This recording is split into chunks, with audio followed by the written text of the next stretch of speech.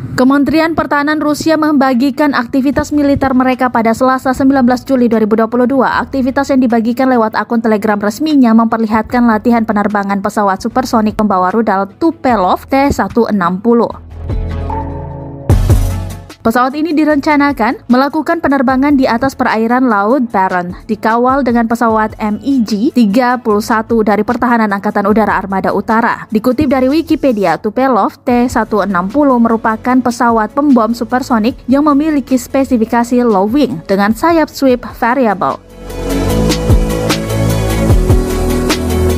Pesawat ini salah satu pesawat tempur terberat di dunia yang berjenis pembom terbesar dan memiliki julukan White Swan. Kecepatan maksimumnya mencapai 2.220 km per jam dengan ketinggian 12.220 meter atau 40.000 kaki. Kecepatan menjelajah mencapai 960 km per jam atau setara dengan 580 knot. Daya jelajah mencapai 12.300 km atau setara dengan 7.643 mil tanpa pengisian bahan bakar dalam penerbangan. Mampu membawa 6 rudal jelajah dan 12 rudal nuklir jarak pendek. Pesawat ini mulai bertugas pada tahun 1987 dan merupakan pesawat pembom strategis terakhir yang dirancang khusus untuk Uni Soviet.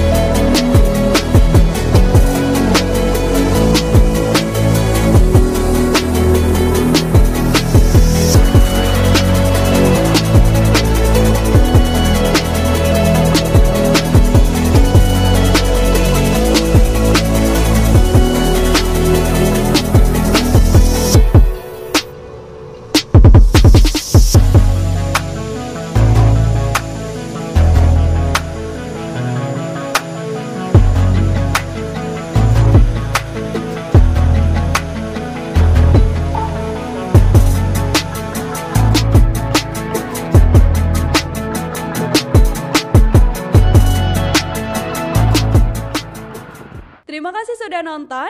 Jangan lupa like, subscribe, dan share ya.